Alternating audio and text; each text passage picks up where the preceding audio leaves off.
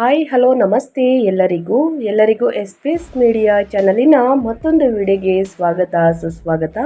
ಸ್ನೇಹಿತರೆ, ಎಲ್ಲರೂ ಹೇಗಿದ್ದೀರಾ? ಎಲ್ಲರೂ ಚೆನ್ನಾಗಿದ್ದೀರಾ ಅಂದ್ಕೊಂಡಿದ್ದೀನಿ.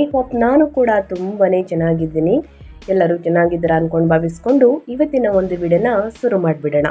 ಇವತ್ತಿನ ಒಂದು ವಿಡಿಯೋದಲ್ಲಿ ತುಲಾ ರಾಶಿಯವರಿಗೆ ಮೇ 31ನೇ ತಾರೀಕು ಸ್ನೇಹಿತರೆ ಜ್ಯೇಷ್ಠ ಹುಣ್ಣಿಮೆ ಇದೆ. ಆನಂತರ ಏನೆಲ್ಲ ಬದಲಾವಣೆಗಳನ್ನು ನೋಡಲಿದ್ದೀರಿ, ಯಾವುದರ ಬಗ್ಗೆ ಎಚ್ಚರಿಕೆ ವಹಿಸಬೇಕು ಅನ್ನೋದನ್ನ ತುಲಾರಾಶಿಯವರ ಬಗ್ಗೆ ತಿಳಿಸ್ಕೊಡ್ತಾ ಹೋಗ್ತೀನಿ. ಇದರ ಜೊತೆಗೆ ಜ್ಯೇಷ್ಠ ಅಥವಾ ಕಾರ ಹುಣ್ಣಿಮೆ ಸ್ನೇಹಿತರೆ, ಇವು ಹುಣ್ಣಿಮೆಯ ಮಹತ್ವವನ್ನು ತಿಳಿಸ್ಕೊಡ್ತೀನಿ. ಈ ದಿನ ಈ ರಾಶಿಯವರು ಅಂತಲ್ಲ, ಎಲ್ಲ ರಾಶಿಯವರು ಕೂಡ ಈ ದಿನ ಏನೆಲ್ಲ ಪರಿಹಾರವನ್ನು ಮಾಡಬೇಕು, ಇನ್ನು ಈ ಹುಣ್ಣಿಮೆಯ ಮಹತ್ವವೇನು, ಪೂಜೆ ಪುನಸ್ಕಾರಗಳನ್ನು ಯಾವ ರೀತಿ ಮಾಡಬೇಕು ಅನ್ನೋದನ್ನ ಕಂಪ್ಲೀಟ್ ಆಗಿ ಇದೇ ವಿಡಿಯೋದಲ್ಲಿ ತಿಳಿಸ್ಕೊಡ್ತಾ ಹೋಗ್ತೀನಿ. ಇದನ್ನೆಲ್ಲ ತಿಳ್ಕೋಬೇಕು ಅಂದರೆ ಎಲ್ಲೂ ಕೂಡ ವಿಡಿಯೋನ ಸ್ಕಿಪ್ ಮಾಡಬಾರ್ದು. ಅಂದರೆ ವಿಡಿಯೋನ ಕಟ್ ಮಾಡಿ ಓಡಿಸ್ಕೊಂಡು ಹೋಗಿ ನೋಡ್ತೀನಿ ಅಂದರೆ ಫುಲ್ ಇನ್ಫಾರ್ಮೇಷನ್ ಅರ್ಥ ಆಗಲ್ಲ. ಸೊ ಹಾಗಾಗಿ ಎಲ್ಲ ವಿಡಿಯೋದಲ್ಲೂ ತಿಳಿಸ್ತಾ ಇರ್ತೀನಿ, ಮೊದಲಿಂದ ಕೊನೆ ತನಕ ವಿಡಿಯೋನ ವಾಚ್ ಮಾಡಿ. ವಿಡಿಯೋದಲ್ಲಿ ಒಳ್ಳೆಯ ಮಾಹಿತಿ ಸಿಕ್ಕಿದ್ದಲ್ಲಿ ತಪ್ಪದೆ ವಿಡಿಯೋಗೊಂದು ಲೈಕ್ ಕೊಟ್ಟು ಇನ್ನೂ ನನ್ನ ಚಾನಲ್ನ ಸಬ್ಸ್ಕ್ರೈಬ್ ಮಾಡ್ಕೊಳ್ಳೋದನ್ನೇ ನೋಡ್ತಿದ್ರೆ ಎಸ್ ಪಿ ಎಸ್ ಮೀಡಿಯಾಗೆ ಸಬ್ಸ್ಕ್ರೈಬ್ ಆಗಿ ನಿಮ್ಮ ಅಭಿಪ್ರಾಯಗಳನ್ನು ಕಮೆಂಟ್ ಬಾಕ್ಸಲ್ಲಿ ತಿಳಿಸಬಹುದು. ಯಾರೆಲ್ಲ ಸಬ್ಸ್ಕ್ರೈಬ್ ಮಾಡಿಕೊಂಡು ಪ್ರತಿನಿತ್ಯ ವಿಡಿಯೋ ವಾಚ್ ಮಾಡ್ತಿದ್ರಾ ಅಂಥವರಿಗೆ ಥ್ಯಾಂಕ್ ಯು ಸೋ ಮಚ್ ಅಂತ ಹೇಳ್ತಾ ವಿಡಿಯೋದ ಕಡೆ ಗಮನ ಕೊಟ್ಬಿಡೋಣ. ಸ್ನೇಹಿತರೆ, ಈ ಅದೃಷ್ಟ ರಾಶಿ ನಿಮ್ಮ ಕುಟುಂಬದಲ್ಲಿ, ನಿಮ್ಮ ಸ್ನೇಹಿತರಲ್ಲಿ ಅಥವಾ ನಿಮ್ಮ ಹಿತೈಷಿಗಳು ಯಾರೇ ಆಗಿದ್ದರೂ ಕೂಡ ಅವ್ರಿಗೆ ವಿಡಿಯೋವನ್ನು ಶೇರ್ ಮಾಡಿ. ನಿಮ್ಮ ಕಡೆಯಿಂದ ಅದೃಷ್ಟದ ಭವಿಷ್ಯವನ್ನು ಅವರು ಕೂಡ ತಿಳ್ಕೊಂಡಂಗಾಗುತ್ತೆ. ಓಂ ನಮಃ ಶಿವಾಯ, ಓಂ ನಮಃ ಶನೇಶ್ವರಾಯ ನಮಃ ಅಂತ ಕಮೆಂಟ್ ಮಾಡಿ. ಶನಿದೇವರ ಅನುಗ್ರಹದಿಂದ, ಶಿವನ ಆಶೀರ್ವಾದದಿಂದ ನಿಮ್ಮ ಜೀವನದಲ್ಲಿರುವ ಕಷ್ಟಗಳು, ಸಮಸ್ಯೆಗಳು, ಅಡಚಣೆಗಳು, ತೊಂದರೆಗಳು ಎಲ್ಲವೂ ಕೂಡ ನಿವಾರಣೆಯಾಗಲಿ ಅಂತ ಕೇಳ್ಕೊತಾ ವಿಡಿಯೋದ ಕಡೆ ಗಮನ ಕೊಡ್ತಾ ಹೋಗೋಣ. ಹಿಂದೂ ಧರ್ಮದಲ್ಲಿ ಜ್ಯೇಷ್ಠ ಪೂರ್ಣಿಮೆಯನ್ನು ಅತ್ಯಂತ ಶುಭವೆಂದು ಪರಿಗಣಿಸಲಾಗಿದೆ. ಈ ದಿನ ಚಂದ್ರನು ತನ್ನ ಪೂರ್ಣ ರೂಪದಲ್ಲಿದ್ದಾನೆ ಮತ್ತು ಅದರ ಚಂದ್ರನ ಬೆಳಕು ಭೂಮಿಯ ಮೇಲೆ ಅಮೃತವನ್ನು ಸುರಿಸುತ್ತಾನೆ. ಈ ಪವಿತ್ರ ತಿಥಿಯಂದು ಪೂಜೆ, ಸ್ನಾನ, ದಾನ ಮತ್ತು ಜಪ ಮಾಡುವುದರಿಂದ ಭಕ್ತರು ಸ್ನೇಹಿತರೆ ದೇವರ ಆಶೀರ್ವಾದವನ್ನು ಪಡೆಯುತ್ತಾರೆ ಎಂದು ಹೇಳಲಾಗುತ್ತದೆ ಅಂತಲೇ ಹೇಳಬಹುದು. ಜ್ಯೇಷ್ಠ ಮಾಸದಲ್ಲಿ ಬರುವಂತಹ ಈ ಹುಣ್ಣಿಮೆಯನ್ನು ವಟ ಸಾವಿತ್ರಿ ಪೂರ್ಣಿಮೆ ಎಂದು ಕೂಡ ಕರೆಯುತ್ತಾರೆ ಅಥವಾ ಕಾರ ಹುಣ್ಣಿಮೆ ಎಂದು ಕೂಡ ಕರೆಯುತ್ತಾರೆ. ಈ ದಿನದಂದು ಮಹಿಳೆಯರು ತಮ್ಮ ಪತಿಯ ದೀರ್ಘಾಯುಷ್ಯಕ್ಕಾಗಿ ಸ್ನೇಹಿತರೆ ಉಪವಾಸವನ್ನು ಆಚರಿಸುತ್ತಾರೆ. ಅವರ ಆರೋಗ್ಯಕ್ಕಾಗಿ ಸ್ನೇಹಿತರೆ ಆಲದ ಮರವನ್ನು ಪೂಜಿಸುತ್ತಾರೆ ಅಂತಲೇ ಹೇಳಬಹುದು. ಇನ್ನು ಸಾಕಷ್ಟು ಹೇಳೋದಾದರೆ ಜ್ಯೇಷ್ಠ ಪೂರ್ಣಿಮೆಯ ದಿನಾಂಕ ಮತ್ತು ಮಂಗಳಕರ ಸಮಯವನ್ನು ತಿಳಿಸೋದಾದರೆ ಇದೇ ಮೇ 30ನೇ ತಾರೀಕು ಸ್ನೇಹಿತರೆ. 30ನೇ ತಾರೀಕು ಬೆಳಿಗ್ಗೆ 11:35ಕ್ಕೆ ಪ್ರಾರಂಭವಾಗಿ ಇನ್ನು 31ನೇ ತಾರೀಕು 1:13ಕ್ಕೆ ಕೊನೆಗೊಳ್ಳುತ್ತದೆ. ಸನಾತನ ಸಂಪ್ರದಾಯದಲ್ಲಿ ಸ್ನೇಹಿತರೆ ಹಬ್ಬದ ದಿನವನ್ನು ಸೂರ್ಯೋದಯದ ದಿನದಂದು ನಿರ್ಧರಿಸಲಾಗುತ್ತದೆ. ಆದ್ದರಿಂದ ಉದಯ ತಿಥಿಯ ಪ್ರಕಾರ ಜ್ಯೇಷ್ಠ ಪೂರ್ಣಿಮೆಯನ್ನು ಮೇ 31ನೇ ತಾರೀಕು ಸ್ನೇಹಿತರೆ ಆಚರಿಸಲಾಗುತ್ತದೆ. ಇನ್ನು ಜ್ಯೇಷ್ಠ ಪೂರ್ಣಿಮೆಯ ಮಹತ್ವವನ್ನು ತಿಳಿಸ್ಕೊಡಿ ಮೊದಲನೇದಾಗಿ ಅಂತ ಕೇಳ್ತೀರಾ. ಹೌದು, ಇದನ್ನು ಕೂಡ ತಿಳಿಸ್ಕೊಟ್ಬಿಡ್ತೀನಿ. ಜ್ಯೇಷ್ಠ ಪೂರ್ಣಿಮೆಯ ಶುಭ ಸಂದರ್ಭದಲ್ಲಿ ಆಲದ ಮರದ ಪೂಜೆಯ ಜೊತೆಗೆ ಲಕ್ಷ್ಮೀ ದೇವತೆ ಮತ್ತು ವಿಷ್ಣುವನ್ನು ಪೂಜಿಸುವ ಸಂಪ್ರದಾಯವಿದೆ. ಈ ದಿನದಂದು ಸತ್ಯನಾರಾಯಣ ದೇವರ ಕಥೆಯನ್ನು ಹೇಳುವುದು ಮತ್ತು ಬ್ರಾಹ್ಮಣರು ಅಥವಾ ಬಡವರು ಮತ್ತು ನಿರ್ಗತಿಕರಿಗೆ ದಾನ ಮಾಡುವುದು ಅತ್ಯಂತ ಶುಭವೆಂದು ಪರಿಗಣಿಸಲಾಗಿದೆ. ಜ್ಯೇಷ್ಠ ಪೂರ್ಣಿಮೆಯ ದಿನದಂದು ಸ್ನಾನ, ದಾನ ಮತ್ತು ಪೂಜೆ ಮಾಡುವುದರಿಂದ ಮನೆಯಲ್ಲಿ ಸಂತೋಷ ಮತ್ತು ಸಮೃದ್ಧಿ ನೆಲೆಸುತ್ತದೆ. ಅಲ್ಲದೆ ವಿಷ್ಣು ಮತ್ತು ತಾಯಿ ಲಕ್ಷ್ಮಿಯ ಆಶೀರ್ವಾದದಿಂದ ಮನೆಯಲ್ಲಿ ಎಂದಿಗೂ ಸಂಪತ್ತು ಮತ್ತು ಸಮೃದ್ಧಿಗೆ ಕೊರತೆ ಇರುವುದಿಲ್ಲ. ಇದರೊಂದಿಗೆ ಜ್ಯೇಷ್ಠ ಪೂರ್ಣಿಮೆಯನ್ನು ಆಧ್ಯಾತ್ಮಿಕ ಪ್ರಗತಿಗೆ ಶುಭ ದಿನವೆಂದು ಪರಿಗಣಿಸಲಾಗಿದೆ. ಈ ದಿನದಂದು ಧ್ಯಾನ, ಮಂತ್ರಗಳ ಪಠಣ ಮತ್ತು ಆಧ್ಯಾತ್ಮಿಕ ಗ್ರಂಥಗಳನ್ನು ಅಧ್ಯಯನ ಮಾಡುವುದರಿಂದ ಮನಸ್ಸಿಗೆ ಶಾಂತಿ ಸಿಗುತ್ತದೆ ಮತ್ತು ಜೀವನದಲ್ಲಿ ಆಧ್ಯಾತ್ಮಿಕ ಬೆಳವಣಿಗೆಗೆ ಕಾರಣವಾಗುತ್ತದೆ. ಇನ್ನು ಸಾಕಷ್ಟು ಜನರು ಕೇಳ್ತಾ ಇರ್ತಾರೆ, ನಾವು ಈ ದಿನವೇ ದಾನ ಧರ್ಮವನ್ನು ಮಾಡಬೇಕಾ, ಇನ್ನು ಬಿಡು ದಿನ ಮಾಡುವುದಕ್ಕೆ ಆಗೋದಿಲ್ವಾ, ಇನ್ನು ಜ್ಯೇಷ್ಠ ಪೂರ್ಣಿಮೆ ಎಂದು ದಾನವನ್ನು ಮಾಡುವುದರಿಂದ ಏನೆಲ್ಲ ಮಹತ್ವವನ್ನು ನೋಡಲಿದ್ದೀವಿ ಅನ್ನೋದನ್ನ ಕೇಳ್ತಾ ಇರ್ತೀರ. ಹೌದು ಸ್ನೇಹಿತರೆ, ಜ್ಯೇಷ್ಠ ಪೂರ್ಣಿಮೆ ಎಂದು ದೀನ ದಲಿತರು, ಅಸಹಾಯಕರು ಮತ್ತು ಬಡವರಿಗೆ ದಾನ ಮಾಡುವುದು ಅತ್ಯಂತ ಪುಣ್ಯಕರವೆಂದು ಪರಿಗಣಿಸಲಾಗುತ್ತದೆ. ಈ ದಿನದಂದು ಮಾಡುವಂತಹ ದಾನಗಳ ಪ್ರಯೋಜನಗಳು ಹಲವು ಪಟ್ಟು ಹೆಚ್ಚಾಗುತ್ತವೆ. ದಾನ ನೀಡುವ ಮಹತ್ವವನ್ನು ಹಿಂದೂ ಧರ್ಮದ ಧರ್ಮಗ್ರಂಥಗಳಲ್ಲಿ ಸ್ನೇಹಿತರೆ ವಿವರವಾಗಿ ಹೇಳಲಾಗಿದೆ ಅಂತಲೇ ಹೇಳ್ಬೋದು. ದಾನ ಮಾಡುವ ಜನರು ಪಾಪಗಳಿಂದ ಮುಕ್ತರಾಗುತ್ತಾರೆ ಮತ್ತು ದೇವರಿಂದ ಆಶೀರ್ವಾದವನ್ನು ಪಡೆಯುತ್ತಾರೆ ಎಂದು ನಮ್ಮ ಜ್ಯೋತಿಷ್ಯದಲ್ಲೂ ಕೂಡ ಹೇಳಲಾಗುತ್ತದೆ. ದಾನದ ಬಗ್ಗೆ ಹೇಳುವಾಗ ಅರ್ಥವೇದದಲ್ಲಿ ಹೀಗೆ ಹೇಳಲಾಗಿದೆ: ದಾನ ಧರ್ಮ ಪರೋ ಧರ್ಮ ಬಟನಂ ನೇಹ ವಿಧಾತೆ. ಅಂದರೆ ದಾನಕ್ಕಿಂತ ದೊಡ್ಡ ಸದ್ಗುಣ ಅಥವಾ ಧರ್ಮವಿಲ್ಲ. ದೇವರಿಗೆ ಅತ್ಯಂತ ಪ್ರಿಯವಾದಂತಹ ಹುಣ್ಣಿಮೆಯ ದಿನದಂದು ದಾನದ ಮಹತ್ವ ಮತ್ತಷ್ಟು ಹೆಚ್ಚಾಗುತ್ತದೆ. ನಿಮ್ಮ ಹಣ ಯಾರಿಗಾದರೂ ಉಪಯುಕ್ತವಾಗಿದ್ದರೆ ಅದು ನಿಮಗೆ ಪ್ರತಿಯಾಗಿ ಸಂತೋಷವನ್ನು ನೀಡುತ್ತದೆ. ಏಕೆಂದರೆ ನೀವು ಒಬ್ಬ ನಿರ್ಗತಿಕ ವ್ಯಕ್ತಿಗೆ ದಾನ ಮಾಡುವ ಮೂಲಕ ಅವರ ಜೀವನದಲ್ಲಿ ಸಕಾರಾತ್ಮಕ ಬದಲಾವಣೆಯನ್ನು ತರಲು ಪ್ರಯತ್ನಿಸುತ್ತಿದ್ದೀರಿ. ಇಂದು ಧಾರ್ಮಿಕ ಗ್ರಂಥದಲ್ಲಿ ದಾನದ ಬಗ್ಗೆ ಹೇಳಲಾಗುತ್ತದೆ ಅಂತಲೇ ಹೇಳಬಹುದು. ಒಳ್ಳೆಯ ಹೊಲದಲ್ಲಿ ಬೀಜಗಳನ್ನು ಬಿತ್ತಿ ಅರ್ಹರಿಗೆ ಹಣ ನೀಡಬೇಕು. ಒಳ್ಳೆಯ ಹೊಲದಲ್ಲಿ ಬಿತ್ತಿದ ಬೀಜ ಮತ್ತು ಅರ್ಹ ವ್ಯಕ್ತಿಗೆ ಬಡವರು ಅಸಹಾಯಕರು ನೀಡಿದ ದಾನ ಎಂದಿಗೂ ವ್ಯರ್ಥವಾಗುವುದಿಲ್ಲ. ಸೊ ಹಾಗಾಗಿ ತಪ್ಪದೆ ಸ್ನೇಹಿತರೆ, ಜ್ಯೇಷ್ಠ ಹುಣ್ಣಿಮೆಯ ದಿನ ಈ ವಸ್ತುಗಳನ್ನು ದಾನ ಮಾಡಿ. ಅನ್ನದಾನ ಮಾಡುವುದು ಶ್ರೇಷ್ಠವೆಂದು ಪರಿಗಣಿಸಲಾಗುತ್ತದೆ. ಜ್ಯೇಷ್ಠ ಪೂರ್ಣಿಮೆಯ ಈ ಶುಭ ಸಂದರ್ಭದಲ್ಲಿ ಬಡವರಿಗೆ ಅನ್ನ, ಬಟ್ಟೆ ಮತ್ತು ಶಿಕ್ಷಣವನ್ನು ದಾನ ಮಾಡುವ ನಾರಾಯಣ ಸೇವಾ ಸಂಸ್ಥಾನದ ಯೋಜನೆಯಲ್ಲಿ ಸಹಕರಿಸುವ ಮೂಲಕ ಪುಣ್ಯದ ಭಾಗವಾಗಿದೆ ಅಂತಲೇ ಹೇಳಬಹುದು. ಸೊ ಹಾಗಾಗಿ ಆದಷ್ಟು ಸ್ನೇಹಿತರೆ, ಬಡವರಿಗೆ, ನಿರ್ಗತಿಕರಿಗೆ ನಿಮ್ಮ ಕೈಯಲ್ಲಾದಷ್ಟು ಸಹಾಯವನ್ನು ಮಾಡಿ ಅಂತ ಹೇಳ್ತಾ, ಇನ್ನು ಮುಂದಿನದಾಗಿ ಹೇಳೋದಾದರೆ ತುಲಾ ರಾಶಿಯವರಿಗೆ ಇಂದಿನಿಂದ ಏನೆಲ್ಲ ಬದಲಾವಣೆಯನ್ನು ನೋಡಲಿದ್ದೀರಿ, ಯಾವುದರ ಬಗ್ಗೆ ಎಚ್ಚರಿಕೆ ವಹಿಸಬೇಕು ಅನ್ನೋದನ್ನ ನೋಡ್ತಾ ಹೋಗೋಣ. ತುಲಾರಾಶಿಯವರಿಗೆ ಸ್ನೇಹಿತರೆ, ಒಟ್ಟಾರೆಯಾಗಿ ಹೇಳಬೇಕು ಅಂದರೆ ಸಾಕಷ್ಟು ಬದಲಾವಣೆಯನ್ನು ನೋಡಲಿದ್ದೀರಿ. ಇದು ಜೂನ್ ತಿಂಗಳಿಗೂ ಅನ್ವಯವಾಗುತ್ತದೆ ಅಂತಲೇ ಹೇಳಬಹುದು. ಯಾಕಂದರೆ ಸಾಕಷ್ಟು ಬದಲಾವಣೆಯನ್ನು ಹುಣ್ಣಿಮೆ ಮತ್ತು ಅಮಾವಾಸ್ಯೆಯ ಸಮಯದಲ್ಲಿ ಪ್ರತಿಯೊಬ್ಬ ರಾಶಿಯವರು, ಪ್ರತಿಯೊಬ್ಬ ಜನರು ನೋಡಲಿದ್ದೀರಿ ಸ್ನೇಹಿತರೆ. ಗ್ರಹಗಳ ಸಂಚಾರ ಮತ್ತು ಗ್ರಹಗಳ ಸ್ಥಾನ ಬದಲಾವಣೆಯಿಂದ ಒಂದಲ್ಲ ಒಂದು ರೀತಿಯಲ್ಲಿ ಸಾಕಷ್ಟು ಬದಲಾವಣೆಯನ್ನು ನೀಡಲಿದೆ ಅಂತಲೇ ಹೇಳಬಹುದು. ಹಾಗಿದ್ರೆ ಒಟ್ಟಾರೆಯಾಗಿ ಹೇಳೋದಾದರೆ ಅಷ್ಟಮ ಸ್ಥಾನದಲ್ಲಿ ಬದಲಾವಣೆಗಳು, ಸೂರ್ಯ ಬುಧರ ಸಂಚಾರವು ಆಕಸ್ಮಿಕ ಧನಲಾಭಗಳನ್ನು ಅಥವಾ ಊಹಿಸದ ಬದಲಾವಣೆಗಳನ್ನು ತರುತ್ತದೆ. ತುಲಾರಾಶಿಯವರಿಗೆ ಆರೋಗ್ಯದ ವಿಚಾರದಲ್ಲಿ ಸ್ವಲ್ಪ ಎಚ್ಚರಿಕೆ ಅಗತ್ಯ. ಸಪ್ತಮಾಧಿಪತಿಯಾದ ಕುಜನು ಸ್ವಕ್ಷೇತ್ರವಾದಂತಹ 7ನೇ ಮನೆಗೆ ಪ್ರವೇಶಿಸುವುದು ವ್ಯಾಪಾರಸ್ಥರಿಗೆ ದೊಡ್ಡ ಲಾಭಗಳನ್ನು, ಧೈರ್ಯವನ್ನು ನೀಡುತ್ತದೆ. ಆದರೆ ವೈವಾಹಿಕ ಬಾಂಧವ್ಯದಲ್ಲಿ ಈಗೋ ಬರದಂತೆ ನೋಡ್ಕೊಳ್ಬೇಕು ಸ್ನೇಹಿತರೆ. ಅಂದರೆ ಅಹಂಕಾರ ಬರದಂತೆ ನೋಡ್ಕೊಳ್ಬೇಕು. ದೇವಾನುಗ್ರಹ ಅದೃಷ್ಟ ಅಂತಲೇ ಹೇಳಬಹುದು. ನಿಮ್ಮ ರಾಶಿಯ ಅಧಿಪತಿ ಶುಕ್ರನು ಭಾಗ್ಯದ ಸ್ಥಾನಕ್ಕೆ ಬರುವುದರಿಂದ ಸ್ನೇಹಿತರೆ, ಅಂದರೆ ಭಾಗ್ಯದ ಸ್ಥಾನಕ್ಕೆ ಹೋಗುವುದರಿಂದ ನಿಮ್ಮ ಆಲೋಚನೆಗಳು ಉನ್ನತವಾಗಿರುತ್ತವೆ. ಕೆಲಸಗಳಲ್ಲಿ ಅದೃಷ್ಟ ಒಲಿದು ಬಂದು ಸುಲಭವಾಗಿ ವಿಜಯಗಳನ್ನು ಸಾಧಿಸುತ್ತೀರಿ. ತುಲಾರಾಶಿಯವರಿಗೆ ಈ ತಿಂಗಳಿಂದ ಸ್ನೇಹಿತರೆ ಮುಂದಿನ ತಿಂಗಳವರೆಗೆ ಭಾಗ್ಯೋದಯವನ್ನು, ಅದೇ ಸಮಯದಲ್ಲಿ ಕೆಲವು ಆಕಸ್ಮಿಕ ಬದಲಾವಣೆಗಳನ್ನು ಏಕಕಾಲದಲ್ಲಿ ನೀಡಲಿದೆ. ಯೋಗಕಾರಕನಾದ ಶನಿ 6ನೇ ಮನೆಯಲ್ಲಿ ರೋಗ ಶತ್ರುಗಳ ಸ್ಥಾನ. ಇದರಲ್ಲಿ ಸ್ಥಿರವಾಗಿದ್ದುಕೊಂಡು ನಿಮ್ಮ ಶತ್ರುಗಳ ಸಂಚುಗಳನ್ನು ವಿಫಲಗೊಳಿಸುತ್ತಿದ್ದಾನೆ. ಆದರೆ ಈ ತಿಂಗಳ ಗ್ರಹ ಬದಲಾವಣೆಗಳು ನಿಮ್ಮ ವ್ಯಾಪಾರ ಮತ್ತು ಭಾಗ್ಯದ ಸ್ಥಾನಗಳನ್ನು ಬಲಪಡಿಸುತ್ತಿವೆ. ದ್ವಿತೀಯ ಸಪ್ತಮಾಧಿಪತಿಯಾದ ಕುಜನು 7ನೇ ಮನೆಯಲ್ಲಿ ಸ್ವಕ್ಷೇತ್ರದಲ್ಲಿ ಹೊಂದುವುದು ಮತ್ತು ನಿಮ್ಮ ಲಗ್ನಾಧಿಪತಿಯಾದ ಶುಕ್ರನು ಭಾಗ್ಯದ ಸ್ಥಾನವಾದಂತಹ ಮಿಥುನಕ್ಕೆ ಪ್ರವೇಶಿಸುವುದು ನಿಮಗೆ ಸಮಾಜದಲ್ಲಿ ದೊಡ್ಡ ಕೀರ್ತಿಯನ್ನು, ಹಣವನ್ನು ತಂದುಕೊಡುತ್ತದೆ. ಅಷ್ಟಮ ಸ್ಥಾನದ ಪ್ರಭಾವದಿಂದ ಸ್ವಲ್ಪ ಎಚ್ಚರಿಕೆ ಅಗತ್ಯ ಸ್ನೇಹಿತರೆ.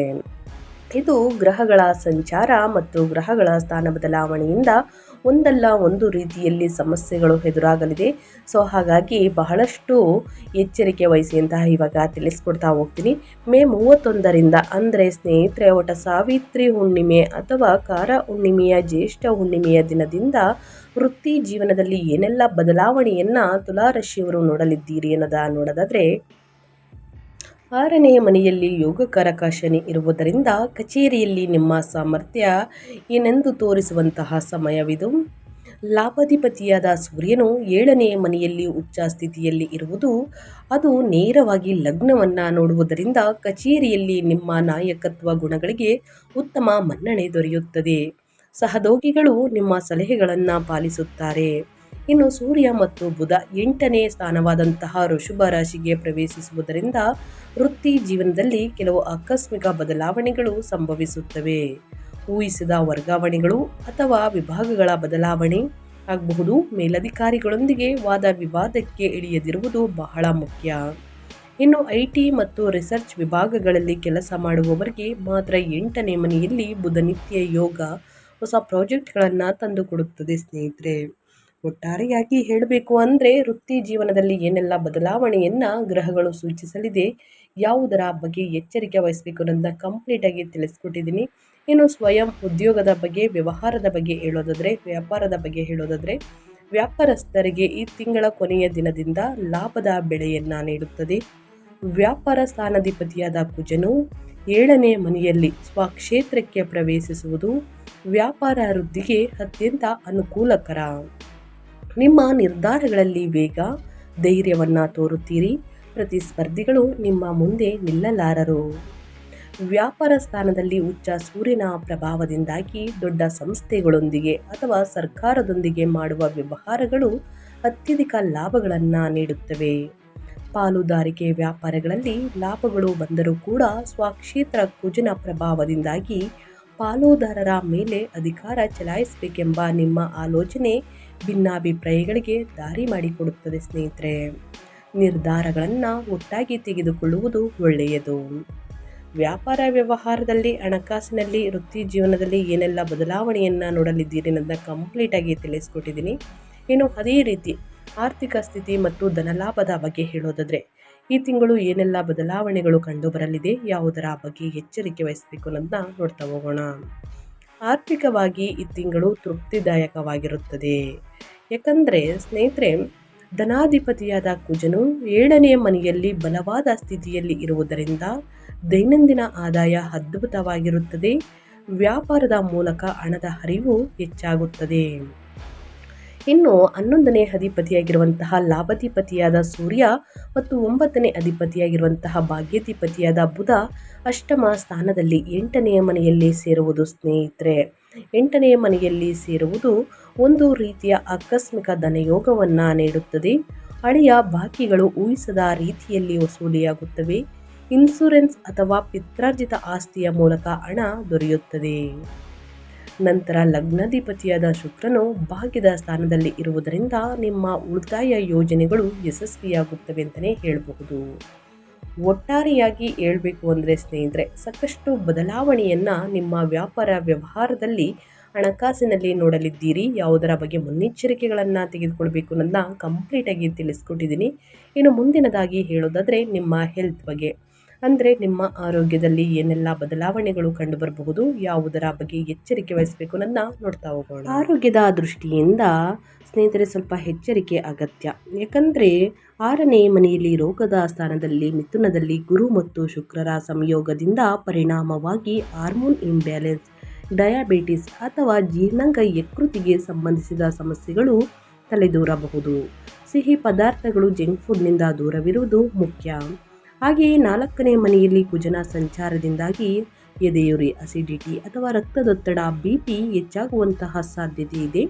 ಲಗ್ನಾಧಿಪತಿಯಾದ ಶನಿ 3ರಲ್ಲಿ ಬಲವಾಗಿರುವುದರಿಂದ ಯಾವುದೇ ರೋಗ ಬಂದರೂ ಬೇಗನೆ ಗುಣಮುಖರಾಗುತ್ತೀರಿ. ಆಯುಸ್ಸಿಗೆ ಯಾವುದೇ ತೊಂದರೆ ಇಲ್ಲ ಅಂತಲೇ ಹೇಳಬಹುದು. ಸೊ ಹಾಗಾಗಿ ತುಲಾರಾಶಿಯವರು ಪ್ರತಿದಿನ ಯೋಗ, ಧ್ಯಾನ, ಮೆಡಿಟೇಷನನ್ನು ಮಾಡಿ ಉನ್ನತ ಆರೋಗ್ಯವನ್ನು ಪಡೆದುಕೊಳ್ಳಿ ಅಂತ ಹೇಳ್ತಾ, ಇನ್ನು ಒಟ್ಟಾರೆಯಾಗಿ ನಿಮ್ಮ ವೈವಾಹಿಕ ಜೀವನದಲ್ಲಿ, ಸಂಬಂಧಗಳಲ್ಲಿ, ಇನ್ನು ನಿಮ್ಮ ಪ್ರೇಮ ಜೀವನದಲ್ಲಿ ಏನೆಲ್ಲ ಬದಲಾವಣೆಗಳು ಕಂಡು ಬರಬಹುದು, ಯಾವುದರ ಬಗ್ಗೆ ಎಚ್ಚರಿಕೆ ವಹಿಸಬೇಕು ಅಂತ ನೋಡ್ತಾ ಹೋಗೋಣ. ಗೃಹ ಸ್ಥಾನವಾದಂತಹ 4ನೇ ಮನೆಯಲ್ಲಿ ಮೇಷರಾಶಿಯಲ್ಲಿ ಕುಜನು ಮತ್ತು ಸ್ನೇಹಿತರೆ ಉಚ್ಚ ಸೂರ್ಯನ ಪ್ರಭಾವದಿಂದಾಗಿ ಮನೆಯ ವಾತಾವರಣ ಸ್ವಲ್ಪ ಬಿಸಿಯಾಗಿರುತ್ತದೆ. ಅಹಂಕಾರದ ವಾದ ವಿವಾದಗಳು, ಮುಖ್ಯವಾಗಿ ತಾಯಿಯೊಂದಿಗೆ ಅಥವಾ ಕುಟುಂಬದ ಹಿರಿಯರೊಂದಿಗೆ ಭಿನ್ನಾಭಿಪ್ರಾಯಗಳು ಬರುವಂತಹ ಸಾಧ್ಯತೆ ಇದೆ. ಅವರ ಆರೋಗ್ಯಕ್ಕೆ ವೈದ್ಯಕೀಯ ಖರ್ಚುಗಳು ಬರಬಹುದು. 2ನೇ ಮನೆಯಲ್ಲಿ ರಾಹು ಇರುವುದರಿಂದ ನಿಮ್ಮ ಮಾತು ಕಠಿಣವಾಗದಂತೆ ಎಚ್ಚರಿಕೆ ವಹಿಸಿ. ಸೂರ್ಯನು 5ನೇ ಮನೆಗೆ ಸಂತಾನ ಸ್ಥಾನಕ್ಕೆ ಪ್ರವೇಶಿಸುವುದರಿಂದ ಮಕ್ಕಳ ಓದು, ಭವಿಷ್ಯದ ಬಗ್ಗೆ ಪ್ರಮುಖ ನಿರ್ಧಾರಗಳನ್ನು ತೆಗೆದುಕೊಳ್ಳುತ್ತೀರಿ. ಅವರ ಬೆಳವಣಿಗೆಯತ್ತ ಗಮನ ಹರಿಸುತ್ತೀರಿ ಅಂತಲೇ ಹೇಳಬಹುದು. ಮನೆಯಲ್ಲಿ ಶುಭ ಕಾರ್ಯಗಳು ನಡೆಯಬಹುದು. ಅಡಚಣೆಯಿಂದ ನಿಂತು ಹೋಗಿದ್ದಂತಹ ಶುಭ ಕಾರ್ಯಗಳು ಮತ್ತೆ ಪ್ರಾರಂಭಗೊಳ್ಳಲಿದೆ ಅಂತಲೇ ಹೇಳ್ಬೋದು ತುಲಾರಾಶಿಯ ಜನರಿಗೆ. ಇನ್ನು ವಿದ್ಯಾರ್ಥಿಗಳ ಬಗ್ಗೆ ಹೇಳೋದಾದರೆ ತುಲಾ ರಾಶಿಯ ವಿದ್ಯಾರ್ಥಿಗಳು ಅವರ ವಿದ್ಯಾಭ್ಯಾಸದಲ್ಲಿ ಏನೆಲ್ಲ ಬದಲಾವಣೆಗಳನ್ನ ನೋಡಬಹುದು, ಯಾವುದರ ಬಗ್ಗೆ ಎಚ್ಚರಿಕೆ ವಹಿಸಬೇಕು ಅಂತ ತುಲಾ ರಾಶಿಯ ವಿದ್ಯಾರ್ಥಿಗಳು ಕಷ್ಟಪಟ್ಟು ಅಧ್ಯಯನದ ಕಡೆ ಗಮನ ಕೊಟ್ಟಿದ್ದಲ್ಲಿ ಸ್ನೇಹಿತರೆ ಉನ್ನತ ಫಲಿತಾಂಶವನ್ನ ಖಂಡಿತವಾಗಿಯೂ ಗಳಿಸಲಿದ್ದೀರಿ. ಪ್ರತಿದಿನ ಏಕಾಗ್ರತೆ ಕಡಿಮೆಯಾಗಿದ್ದಲ್ಲಿ ಸ್ನೇಹಿತರೆ ಹನುಮಾನ್ ಚಾಲಿಸವನ್ನ ಪಠಿಸಿ. ಖಂಡಿತವಾಗಿಯೂ ನಿಮ್ಮ ಏಕಾಗ್ರತೆ ಆಸಕ್ತಿ ಹೆಚ್ಚಾಗಲಿದೆ ವಿದ್ಯಾಭ್ಯಾಸದ ಕಡೆ. ಸೊ ಹಾಗಾಗಿ ಪ್ರತಿಯೊಬ್ಬರು ಅಧ್ಯಯನದ ಕಡೆ ಗಮನ ಕೊಟ್ಟಿದ್ದಲ್ಲಿ ಉನ್ನತ ಫಲಿತಾಂಶವನ್ನ ಖಂಡಿತವಾಗಿಯೂ ಗಳಿಸಲಿದ್ದೀರಿ ಅಂತಲೇ ಹೇಳಬಹುದು. ವಿದ್ಯಾಸ್ಥಾನವಾದಂತಹ 5ನೇ ಮನೆಯಲ್ಲಿ ಸೂರ್ಯ ಮತ್ತು ಭಾಗ್ಯಾಧಿಪತಿಯಾದ ಬುಧ ಸೇರುವುದು ಬುಧನಿತ್ಯ ಯೋಗ ವಿದ್ಯಾರ್ಥಿಗಳಿಗೆ ವಿಶೇಷವಾದಂತಹ ಶುಭ ಫಲಿತಾಂಶಗಳನ್ನು ನೀಡುತ್ತದೆ. ನಿಮ್ಮ ಏಕಾಗ್ರತೆ ಜ್ಞಾಪಕ ಶಕ್ತಿ ಅದ್ಭುತವಾಗಿ ಕೆಲಸ ಮಾಡುತ್ತದೆ.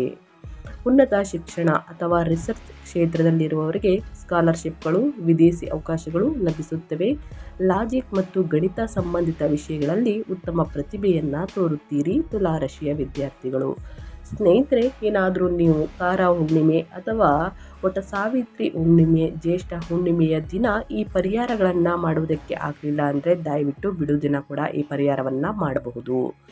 4ನೇ ಮನೆಯಲ್ಲಿ ಕುಜನಿಂದ ಉಂಟಾಗುವ ಗೃಹದ ಅಶಾಂತಿಯನ್ನು ನಿವಾರಿಸಿಕೊಂಡು 6ನೇ ಮನೆಯಲ್ಲಿ ಯೋಗಕಾರಕ ಶುಕ್ರನಿಂದ ವೃತ್ತಿ ಲಾಭಗಳನ್ನು ಪಡೆಯಲು ಈ ಪರಿಹಾರಗಳನ್ನು ತುಲಾರಾಶಿಯವರು ಅನುಸರಿಸಿ ಕಷ್ಟ, ಸಮಸ್ಯೆ, ಅಡಚಣೆ, ತೊಂದರೆ ಎಲ್ಲವೂ ಕೂಡ ನಿವಾರಣೆಯಾಗಲಿದೆ. ಮೊದಲನೇದಾಗಿ ದುರ್ಗಾ ಮಾತೆ ರಾಹು ಶಾಂತಿ. 2ನೇ ಮನೆಯಲ್ಲಿ ರಾಹುವಿನಿಂದಾಗಿ ಉಂಟಾಗುವಂತಹ ಮಾತು ಜಾರದಂತೆ ಇರಲು, ಆರ್ಥಿಕ ನಷ್ಟಗಳನ್ನು ತಡೆಯಲು ಮಂಗಳವಾರ ಅಥವಾ ಶುಕ್ರವಾರ ದುರ್ಗಾ ದೇವಿಯನ್ನು ಆರಾಧಿಸಿ. ಸುಬ್ರಹ್ಮಣ್ಯ ಶಿವನ ಆರಾಧನೆ. ಗೃಹ ಸ್ಥಾನದಲ್ಲಿ ಉಷ್ಣದೋಷಗಳು ಅಥವಾ ತಾಯಿಯ ಅನಾರೋಗ್ಯ ಕಡಿಮೆಯಾಗಲು ಮಂಗಳವಾರದಂದು ಸುಬ್ರಹ್ಮಣ್ಯ ಸ್ವಾಮಿಗೆ ಸ್ನೇಹಿತರೆ ಸುಬ್ರಹ್ಮಣ್ಯ ಸ್ವಾಮಿಗೆ ದೀಪಾರಾಧನೆ ಮಾಡಿ ಶಿವನಿಗೆ ಜಲಾಭಿಷೇಕವನ್ನು ಮಾಡಿಸಿ. ಗೋಮಾತಾ ಸೇವೆ. ವೃತ್ತಿಯಲ್ಲಿ ಮತ್ತು ಆರೋಗ್ಯದ ದೃಷ್ಟಿಯಿಂದ ಗುರು ಶುಕ್ರರು ಸಕಾರಾತ್ಮಕ ಪ್ರಭಾವಕ್ಕಾಗಿ ಹಸುಗಳಿಗೆ ಹಸಿರು ಹುಲ್ಲು ಅಥವಾ ಹಣ್ಣುಗಳನ್ನು ತಿನ್ನಿಸಿ ಸ್ನೇಹಿತರೆ. ಈ ಸಣ್ಣ ಪುಟ್ಟ ಪರಿಹಾರದಿಂದಲೇ ದೊಡ್ಡ ಸಮಸ್ಯೆಗಳೇ ನಿವಾರಣೆಯಾಗಲಿದೆ. ಸೊ ಹಾಗಾಗಿ ತಪ್ಪದೆ ತುಲಾರಾಶಿಯವರು ಕಾರ ಹುಣ್ಣಿಮೆಯ ದಿನ, ಜ್ಯೇಷ್ಠ ಹುಣ್ಣಿಮೆಯ ದಿನ ಈ ಪರಿಹಾರವನ್ನು ಮಾಡಿ ಅಂತ ಹೇಳ್ತಾ ನಾನು ವಿಡಿಯೋನ ಎಂಡ್ ಮಾಡ್ತಾ ಇದ್ದೀನಿ.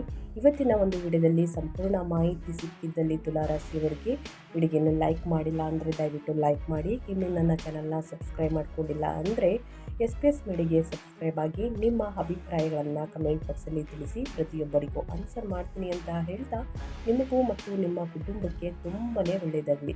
ಶನಿದೇವರ ಆಶೀರ್ವಾದ, ಶಿವನ ಅನುಗ್ರಹ ನಿಮ್ಮ ಮೇಲಿರಲಿ. ಮತ್ತೊಂದು ವಿಡಿಯೋ ಜೊತೆ ಮತ್ತೊಂದು ಹೊಸ ಭವಿಷ್ಯದಲ್ಲಿ ಸಿಗ್ತೀನಿ. Thank you for watching.